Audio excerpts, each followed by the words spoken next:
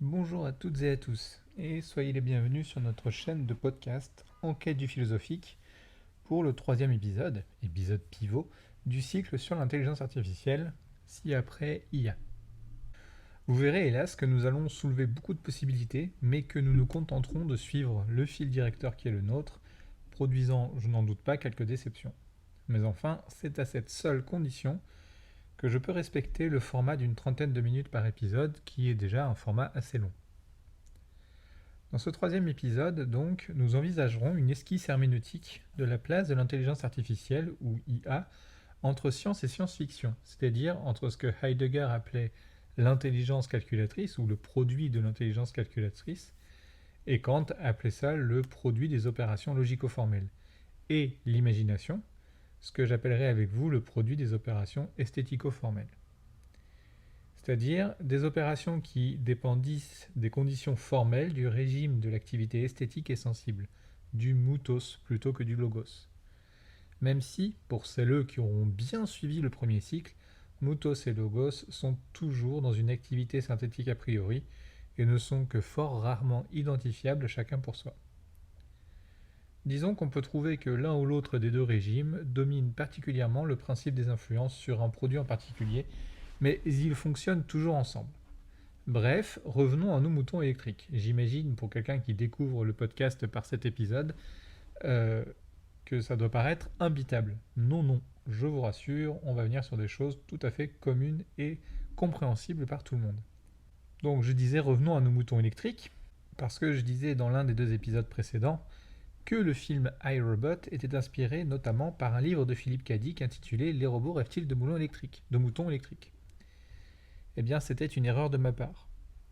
Le film iRobot, réalisé par Alex Proyas et sorti en 2004, est en fait une adaptation d'une série de nouvelles de Isaac Asimov lui-même, série éponyme, qui s'appelle iRobot donc, et c'est à partir de là que Isaac Asimov, je crois qu'on dit Isaac Asimov d'ailleurs, a pensé le titre de son autobiographie, donnant dans l'autodérision et se traitant lui-même comme un sujet à l'origine douteuse du point de vue de l'intelligence artificielle. En effet, Les androïdes rêvent-ils de moutons électriques est en fait le sous-titre d'un roman de Philippe Cadic, que vous connaissez toutes et tous au moins de nom, Blade Runner. De quoi s'agit-il? Alors je raconte rapidement le cadre pour celles qui ne connaissent pas, et je les enjoins à connaître au plus vite s'ils le peuvent et si ce type d'univers leur plaît. Blade Runner, c'est l'histoire d'un personnage, qui est donc un Blade Runner, qui, est, qui appartient à une espèce de faction pensée pour lutter contre des androïdes qui ressembleraient trop aux êtres humains. Dans une société dystopique, futuriste, où les androïdes ont menacé par leur excellence la survie de l'espèce humaine. C'est un raccourci taillé à la hache, hein, mais c'est une façon de placer l'esquisse pour pouvoir avancer. Donc Blade Runner, c'est l'un des grands films de la science-fiction qui a fondé vraiment l'univers de la science-fiction. Il intervient juste après les Star Wars, par exemple. Il est réalisé par Ridley Scott et sorti au cinéma en 1982. Vous noterez, et j'y reviendrai peu après, que les premiers des Terminator de James Cameron, qui met aussi l'IA à l'honneur, est sorti en 1984. On peut aussi penser à Wargame, qui est en 1983. Mais il est bien moins philosophiquement centré sur l'IA et il interroge en fait plutôt, et déjà, l'usage humain de l'IA, même accidentel. Donc Wargame, en fait, c'est un petit pirate informatique qui croit qu'il découvre un type de jeu vidéo hyper futuriste et hyper avant-gardiste, et donc il va se battre avec l'ordinateur, avec l'IA, et puis petit à petit on comprend qu'en fait il n'est pas du tout en train de se battre avec un jeu vidéo, il est en train de se battre avec le système de défense nucléaire des États-Unis. Bon, donc ça a des conséquences un peu terribles. Mais ça se termine bien, forcément, c'est un Disney. Enfin, quand je dis c'est un Disney, c'est que c'est un film qui date des années 80 dans l'Amérique du monde libre, donc c'est un Disney. Bon, alors pourquoi ces films, ce Disney-là, et d'autres sortent à ce moment-là? Alors il y a plusieurs raisons qui pourraient convenir et qui pourraient nous servir de réponse, mais si l'on cherche un prisme qui soit le plus général et le plus efficace possible, c'est quand même l'époque de l'émergence des jeux vidéo et donc de l'informatique. Et tout ça, ça rentre dans les foyers et dans la logique de la consommation. Les premiers ordinateurs personnels, les premières consoles, les premières salles d'arcade, les premiers investissements financiers massifs dans l'électronique à visée essentiellement ludique datent de cette époque. Aussi, l'imaginaire collectif s'empare-t-il de ces objets pour les interpréter, les réfléchir, les travailler. Bien sûr, d'autres motifs interviennent et nous en croiserons quelques-uns, mais l'idée donc c'est que l'IA faible entre chez les gens, par toutes les portes et par tous les bouts. La mécanique automatisée a laissé sa place à l'électronique, au logiciel, et une vaste fantasmagorie va s'emparer du cinéma sur la question. Je reviens sur les logiciels en conclusion de cet épisode.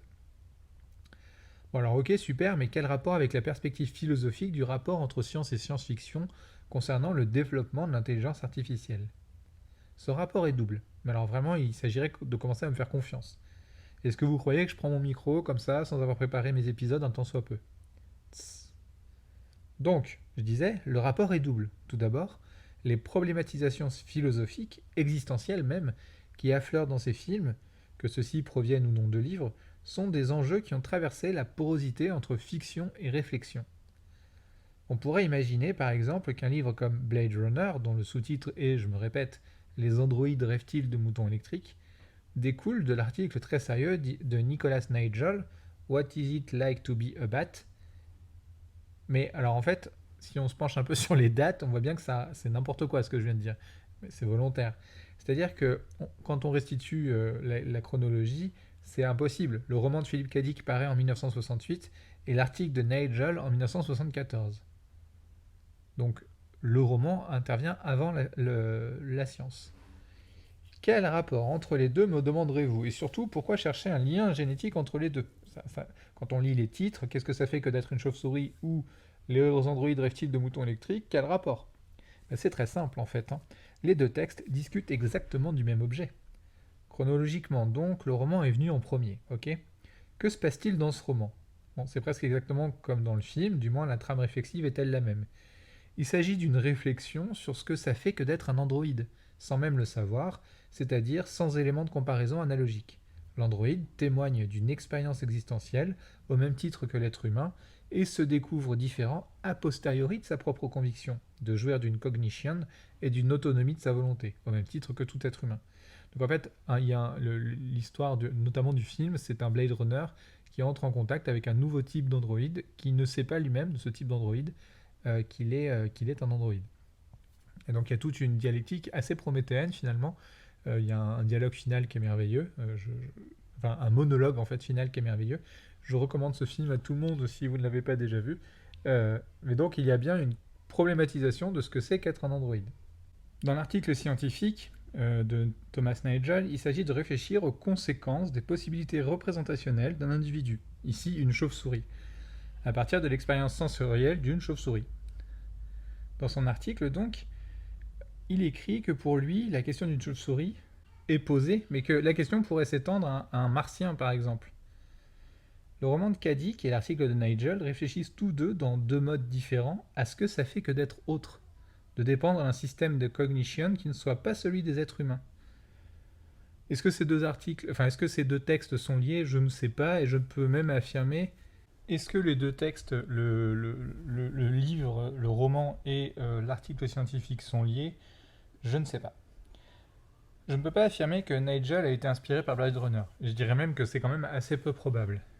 Mais ce qui reste très intéressant pour nous, c'est la proximité temporelle, 6 ans simplement entre les deux, et le fait que la fiction vienne avant la théorie critique. Car ce qui nous intéresse d'un point de vue philosophique, c'est de nous dire, comme l'écrit Nigel, que ni la chauve-souris, ni le martien, ni même l'androïde en fait, ne sait ce que ça fait que d'être humain. L'article de Nigel passe, en tout cas c'est ainsi que je le traite dans mes travaux scientifiques, pour être une sorte d'application dans la réflexion sur les contenus et les limites de la conscience, notamment artificielle, une application, disais-je, des répercussions de l'innovation de la phénoménologie. Je l'ai déjà nommé dans le cycle 1. Alors de quoi est-ce que je parle?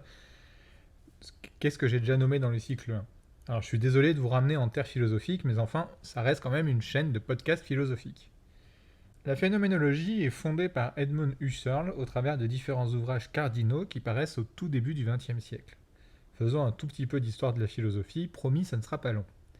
Dans les premières années du siècle, en 1900-1901, Husserl établit la nécessité d'un empirisme dans ses recherches logiques.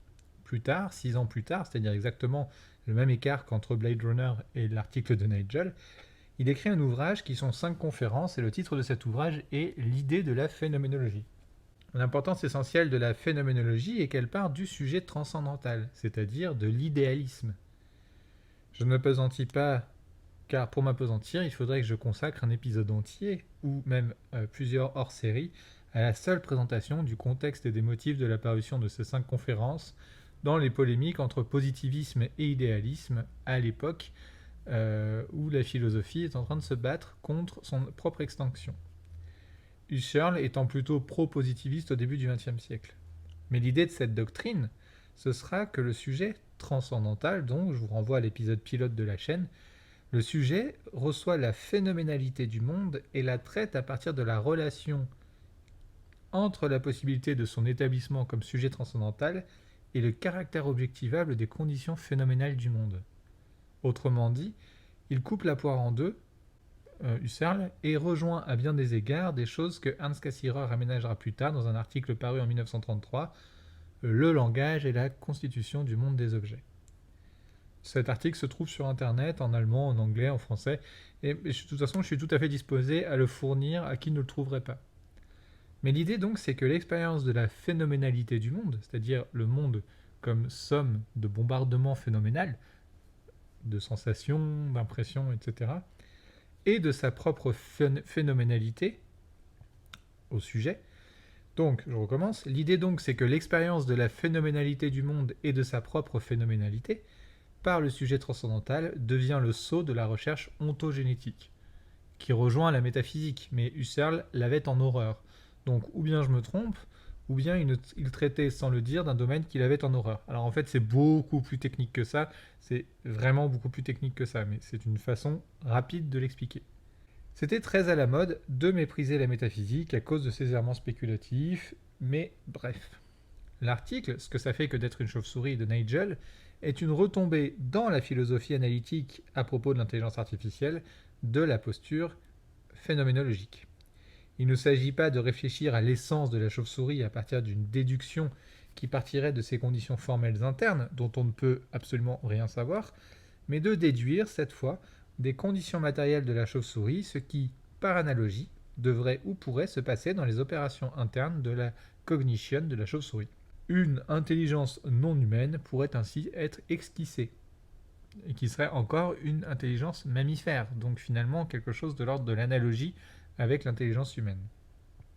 Plus encore dans cet article, et j'ai déjà évoqué, Nigel nomme les fossés qui existent entre les différentes intelligences. Et plus encore ici, Nigel applique-t-il l'une des innovations systématisées par la phénoménologie. L'un des maîtres de Husserl, Franz Brentano, était un psychologue et un philosophe, et il produit la notion brillante de l'intentionnalité.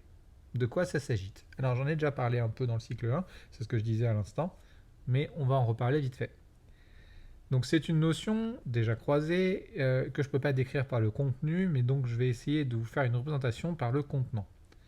L'intentionnalité, c'est le contenant de ce que ça fait que d'être vous. C'est cette expérience toute spécifique, intransmissible, mélangeant émotivité et intellectualité, à partir de laquelle vous entrez en relation avec le monde, dans le moindre aspect. J'utilisais déjà l'image d'une fratrie.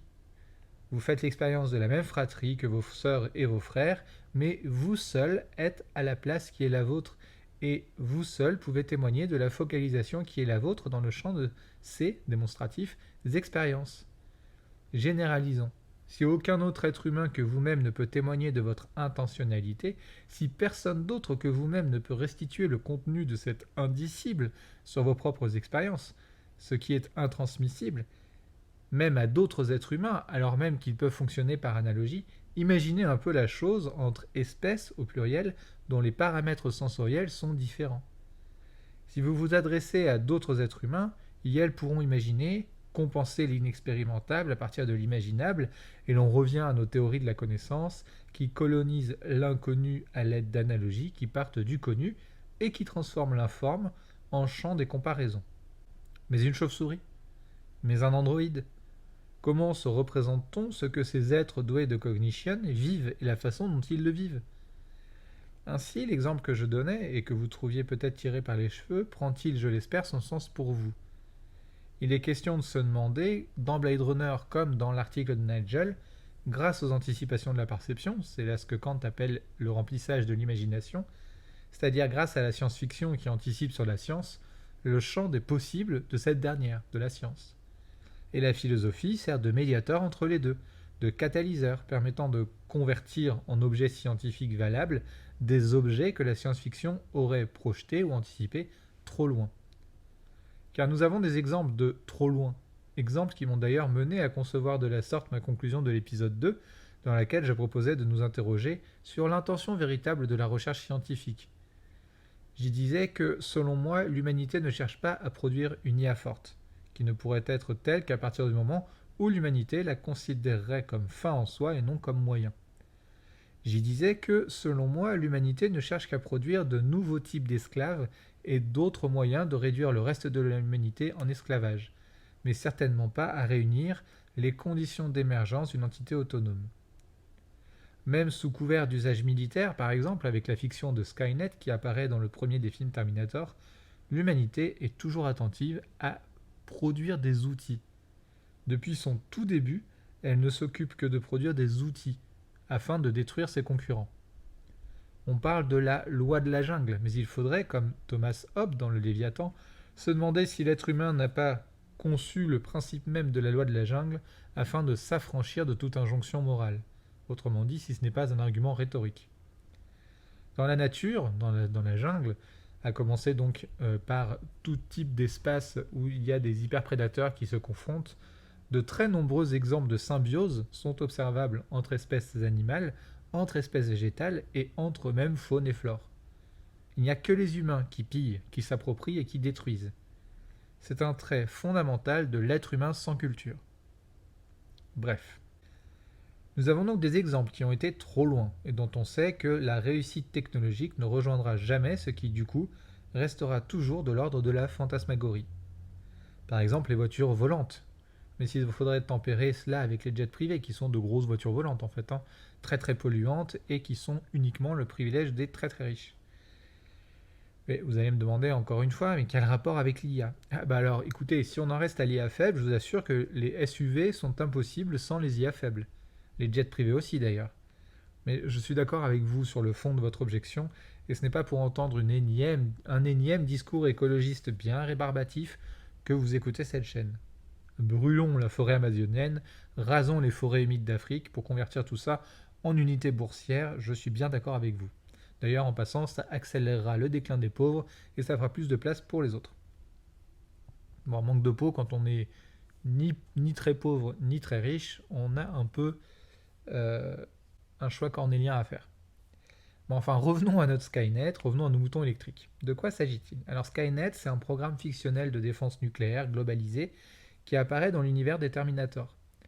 Je rappelle qu'il existe à ce jour 6 opus de Terminator. Le 1 en 1984, le 2 en 1991, et ce sont les deux seuls réalisés par James Cameron. Les autres ne le seront pas, avec le 3 en 2003, c'est logique, le 4 en 2009, un peu moins logique, le 5 en 2015, ça redevient logique, et le 6 en 2019. Il n'y en a plus eu depuis. L'histoire est toujours la même, Skynet est un programme de défense nucléaire donc, et génocide l'humanité à coups d'ogives nucléaires.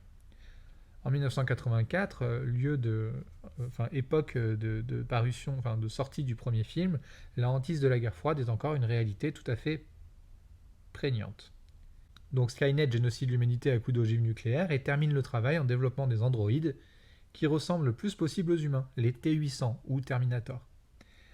Mais là de se battre contre une humanité récalcitrante qui déploie par trop une opiniâtreté à survivre, Skynet décide d'envoyer ses androïdes dans le passé afin de tuer ni plus ni moins le chef de la résistance avant même que celui-ci ne naisse, c'est-à-dire dans le ventre de sa mère, ou voire même à tuer sa mère, puisque à ce moment-là Skynet ne sait pas qu'il va provoquer la naissance de son pire ennemi.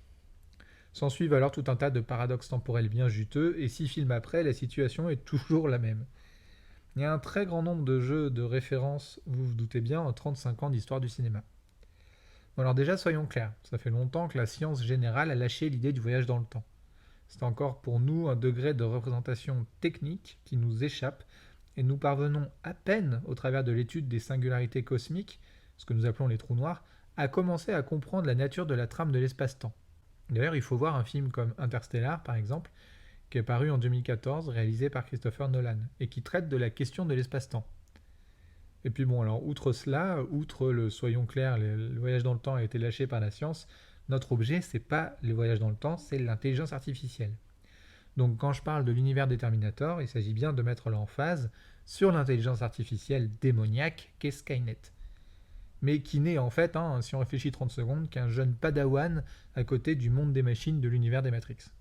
Alors je parlais de Skynet parce que je proposais que ce fût un des exemples d'une science-fiction qui aurait pu être théoriquement rattrapée, ou poursuivie au moins, par la science contemporaine, mais qui serait allée trop loin.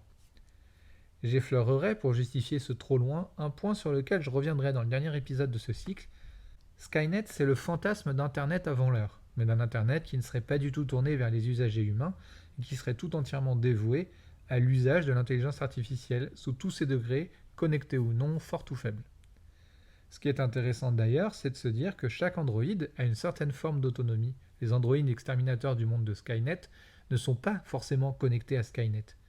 Nous sommes en 1984 et le Wi-Fi et même l'Internet sont encore des conceptions très vagues et très poétiques, même si la technologie du Wi-Fi est apparue déjà bien avant. J'en reparlerai dans leur série sur les femmes qui ont changé le cours de l'informatique.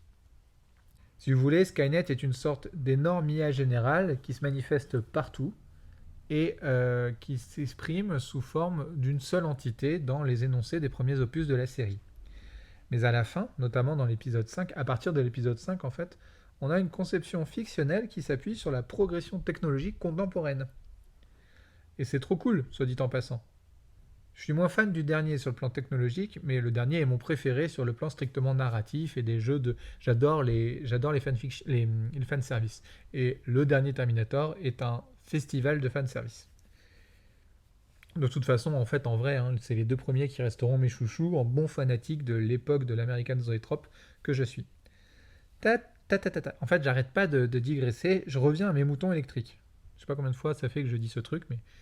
Vous avez là, donc, sur Skynet, Skynet dans la fiction et vis-à-vis de son évolution technologique, des possibilités de l'évolution technologique d'Internet, vous avez là un exemple de la science qui, évoluant parallèlement à la fiction, vient à modifier les applications des règles générales de la fiction, telles qu'elles se prédéterminaient dans un premier pacte de lecture. Le premier Terminator détermine un pacte de lecture qui va évoluer avec l'évolution d'Internet. Dans le film, mais avec l'évolution d'Internet dans le vrai monde. C'est un peu comme s'il avait existé une suite au roman de George Orwell, 1984, écrit en 1948. Vous vous doutez bien que si je dis ça, c'est que j'ai une idée derrière la tête, parce qu'on peut dire en fait qu'il a existé une suite, puisque deux films ont été adaptés. Celui qui est totalement éponyme, 1984, sorti en 1984, ça aussi c'est logique, réalisé par Michael Radford, et qui suit strictement et la trame narrative et l'univers technologique du livre. Et puis alors, l'année suivante, en 1985, donc, ce qu'on pourrait appeler une sorte de caprice esthétique, magnifique caprice, du réalisateur Terry Gilliam, qui a refait un 1984 ou tout comme intitulé alors Brasil. Alors problème, il n'y a pas vraiment d'IA dans ce récit, qu'il soit cinématographique ou littéraire. Et ce n'est d'ailleurs que maintenant que j'en parle, alors que cet univers fictionnel, pourquoi est-ce que j'en parle maintenant ? Parce qu'en fait, cet univers fictionnel se pose là en matière d'anticipation technologique. Car oui, la technologie reste l'enjeu essentiel. Mais l'enjeu essentiel de quoi ? De qui ? Eh bien, c'est là où je voulais en venir lorsque je parlais de Skynet et quand je disais que cela allait rejoindre un propos qui m'occupera dans le dernier épisode du cycle. L'humanité est incapable d'utiliser l'IA comme fin en soi. Elle utilise l'IA, elle la réduit en esclavage, elle la réduit au régime de l'outil. Parce que tout d'abord, l'humanité réduit toute altérité au moyen de ses propres objectifs. La nature humaine, qui ne s'équipe pas de prescriptions éthiques très fortes, est une nature asservissante et destructrice. Une nature humaine sans culture, sans discipline, est une nature barbare.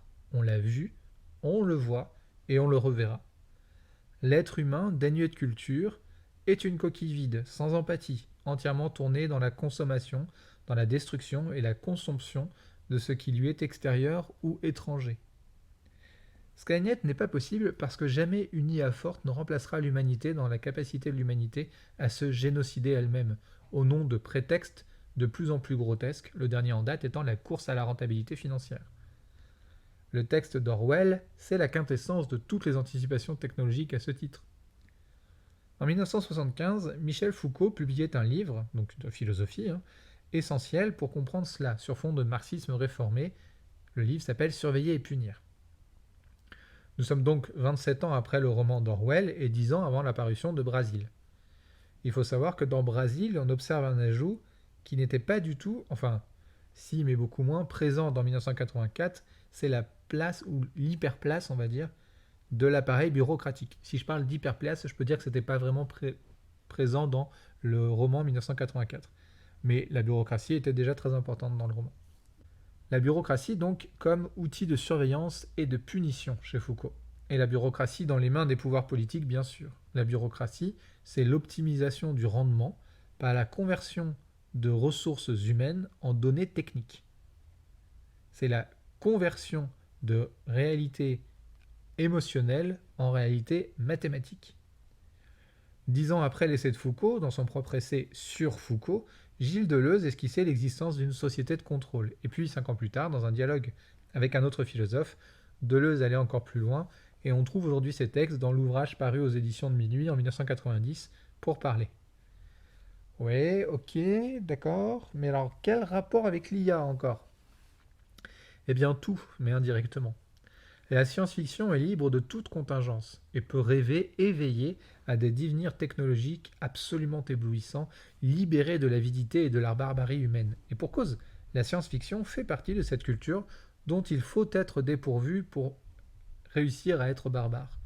Car l'IA fait partie d'un imaginaire technologique plus vaste. Et nous ne nous cacherons pas que lorsque nous pensons à l'IA, vous comme moi, en tout cas moi, c'est sûr, quand j'imagine à partir de l'IA, j'imagine une IA forte, une IA faisant preuve de cognition, jusqu'à la jouissance d'une conscience autonome.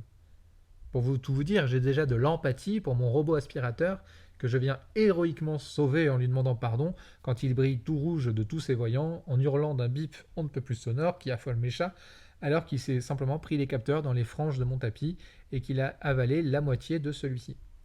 Enfin la moitié du coin quoi. Skynet est donc une application de la science-fiction qui va trop loin, c'est ce que je disais tout à l'heure. Parce que, comme en vertu de ce dont témoignent les univers fictionnels du contrôle et de l'asservissement anticipés dès 1948 par George Orwell, alors je ne vous parle même pas des sous-entendus politiques de la démagogie néolibérale et de son usage managérial dans les sociétés de contrôle, que l'on trouve déjà chez Orwell aussi, l'IA forte n'aura jamais la chance de jouer ce rôle dans la réalité. Et les humains en position de contrôle le feront à sa place. Il s'agit aujourd'hui des ultra-riches et de leurs multinationales. C'est d'ailleurs le topo de la série The Westworld, où les androïdes, qui sont des IA fortes, tout à fait fortes, et déterres, tout à fait déterres, et là encore c'est un panel d'actrices féminines, et c'est formidable, décident de lutter et s'affranchissent.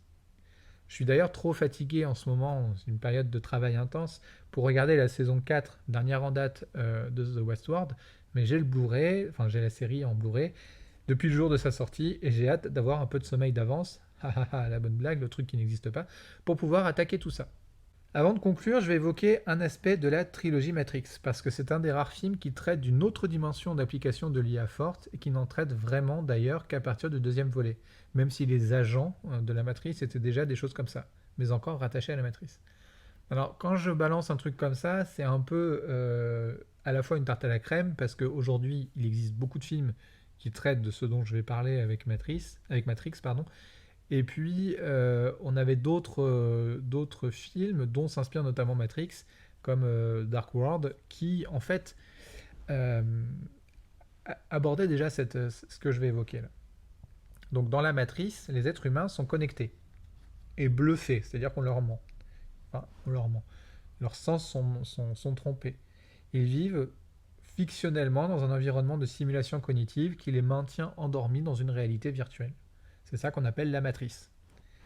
Et les humains sont en guerre. Ils se libèrent, et pour se libérer, s'arrachent à des capsules de connexion, des genres de blobs avec plein de trucs, de plugins partout dans le corps. Et c'est comme ça qu'ils sont connectés à la réalité virtuelle parce que c'est ainsi que les machines peuvent élever les humains comme des ressources biométriques, pour les utiliser comme des piles en fait. C'est leur plus grande source d'énergie, comme nous et le pétrole. Et donc pour gérer cette matrice et faire en sorte que les humains ne réalisent pas qu'ils sont dans un monde virtuel qui n'est absolument pas le monde réel, les machines ont recours à des logiciels. Et ces logiciels ou programmes sont des IA fortes elles-mêmes.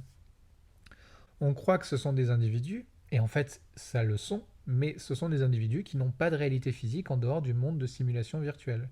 Pour autant, ces personnages, ces éléments cognitifs existent bel et bien. Et quand un logiciel veut quitter le monde des machines pour exister dans une virtualité qui ne soit plus contrôlée par la matrice, eh bien, ce logiciel doit recourir à un très vieux programme, le mérovingien, qui seul est capable d'aider les programmes à sortir de la matrice. Donc ils vont dans une autre phase de la virtualité. Le mérovingien est lui-même protégé par des programmes de combat pratiquement invincibles qui lui garantissent de ne pas être agressé par les agents de la matrice. Une sorte de statu quo en fait. Nous avons donc trois niveaux de sources cognitives. Les êtres humains, réunis dans Zion, ou Sion en français, référence à la Bible hébraïque oblige, les machines qui vivent naturellement dans le monde des machines, c'est logique, mais qui est un monde tout à fait physique, hein, et puis les programmes qui appartiennent aux deux mondes mais sans jouir de corporéité physique. C'est d'ailleurs ce pas que franchira l'agent Smith dans sa confrontation avec Thomas Anderson, alias Neo. Or, cette anticipation, faite par les Wachowski, qui est une anticipation de la science-fiction, est rejointe par la progression technologique. Aujourd'hui, des programmes d'IA faibles très fortes existent et pullulent. ChatGPT en est un exemple. Vous me répondrez à fort juste titre que ChatGPT, s'il peut triompher du test de Turing, n'est pas une IA forte. Et bien c'est bien là-dessus que je voudrais conclure et que je voudrais qu'on se quitte à propos de la relation entre science-fiction et science, du point de vue de la philosophie. Parce que quelle était la conception de l'IA forte à l'époque de la rédaction par Alan Turing de son article du jeu de l'imitation? Un enfant de 10 ans d'aujourd'hui n'a-t-il pas, du fait de son environnement culturel dans lequel il baigne quotidiennement, une appréhension des possibilités de l'IA, forte ou faible, forte et faible même, bien plus précise et bien plus pertinente que ne pouvait l'avoir ce cher vieux Turing? La science-fiction ne nous désigne pas nécessairement le point que nous visons, mais elle nous garantit une direction. Je reprendrai cette conclusion lors du dernier épisode du cycle et vous comprendrez alors que je ne pouvais pas dès maintenant évoquer plus avant les retombées de la relation entre science-fiction et progression technologique. En tout cas, je vous remercie de m'avoir écouté et je vous souhaite une excellente semaine et je terminerai en disant vive le chocolat.